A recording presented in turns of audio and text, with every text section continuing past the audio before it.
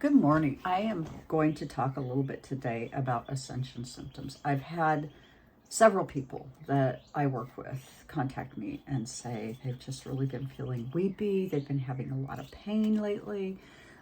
Just symptoms are really heavy for them at this time. And myself is included. I'm having issues. It started a few days ago when the large solar flares started taking place. And go read up on Schumann resonance and solar flares because it'll help you understand yourself a little better at this time. What we're experiencing is kind of the pain of change and growth and transformation. And if you consider that Pluto is going to go into Aquarius, an air sign, what will that look like? And as Pluto goes into an air sign, Saturn is also going to go into another sign. It's now in an air sign. It's going to go into a water sign. So we have massive changes and transformation taking place and structure. So consider the air signs is going to be major transformation and the water signs are going to be major structure.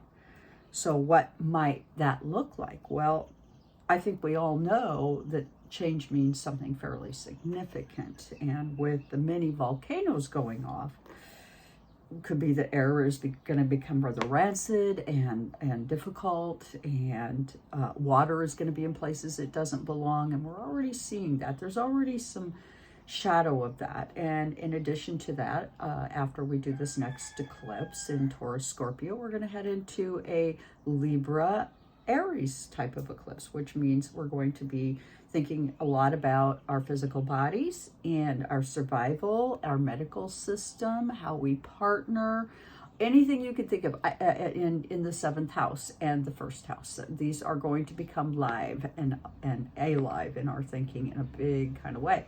And these eclipses are meant to help us hone in on the areas we need to hone in on. So what I'm going to use today is the Mana Oracle deck.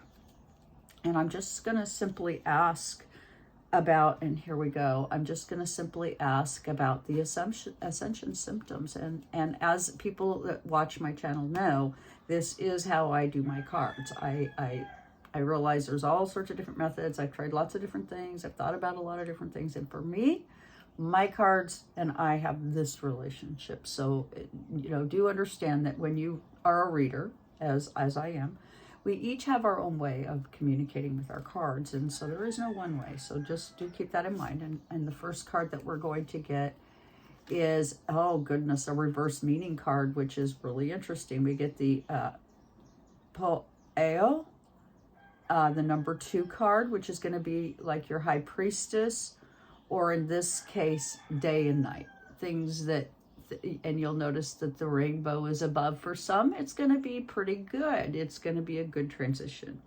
And for others, it's going to be rather dark and difficult. And so, yes, there's this shadow energy as we go into it. So the 2 being about partnerships, about how we partner, who we partner with, what kind of circumstances coming together as we walk the tightrope, the number 2 card of air, or if you will, the 2 of water, how we come together and either celebrate or end things. And a lot of people are going through relationship changes right now. Many people are just deciding this isn't for me, and that's okay. And I know for myself, I've kind of come to the conclusion that I'm someone right now where my focus needs to be on studying medicine, and that is what I'm doing. I'm getting ready to take on physiology and anatomy, and I'm in this major program for having the ability to properly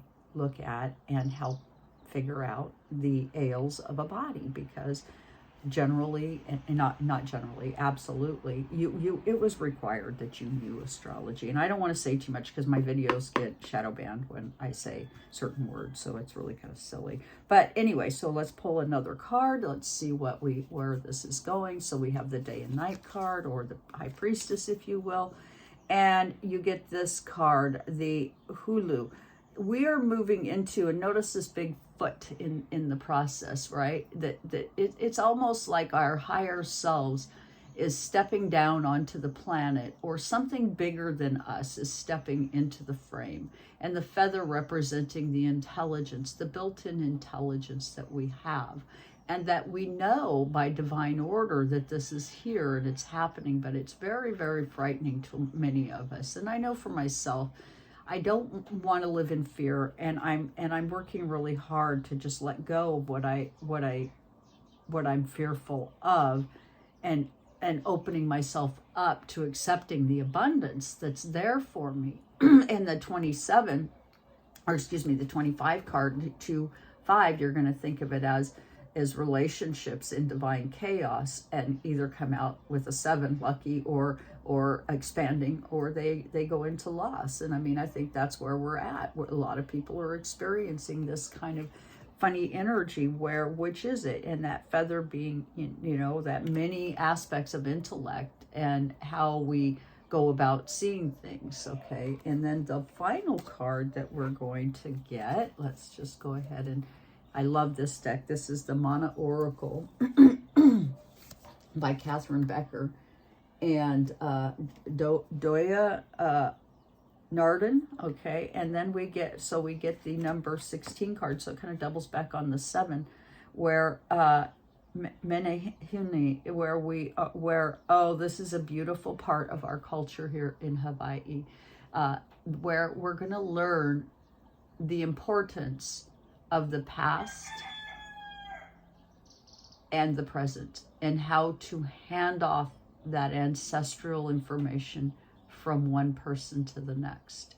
And in this culture in Hawaii, what happens is, like for instance, from Pulalu Valley over to Kauai High, where they built the heiau for King Kamehameha, they handed the rocks for 27 miles, one after another, to form a chain to deliver the rocks to the location of his home and basically the temple, or the sacred location, the heiau.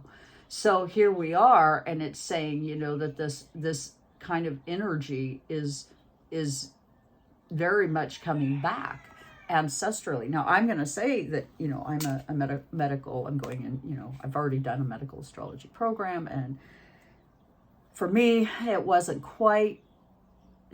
it didn't quite give me what I thought I was looking for. I needed more of a classical astrology, a more tried and true method. I didn't want tips and tricks, and although the program I did was just fine, I felt depth was required to better understand, because when I help you, the patient, I want to be thorough. I want to be good at what I do. I don't want to be just partly good. And I think we have too many partly goods and not really goods. And so with this reading, I'd like for you to hit the like, share, and subscribe. And this is now going to kind of morph over. This is going to be Maha's Treasure Box and my channel, which is Twiggy, or Deborah Montgomery Astrology and Tarot. We are going to, we bought a domain name, and we are now Star Medical Astrology. So we are morphing into our bigger selves in this sense, what we're really out here to do, what we really aim to make happen. So with that, do keep in mind, join us. Get a reading, order your medical reading, get a medical monthly forecast, $50, great value. And we can tell you a lot based upon a $50 forecast. And a lot of times it's repetitive information, but you get to know yourself over a course of a year, for instance, and you're going to be in pretty good shape, because know yourself, know the universe. And so with that, please do hit like, share, and subscribe. As I said, book a reading. If you don't know what you want, contact us via email, and we can help you dial in what you need. And I thank you so much for joining me here today.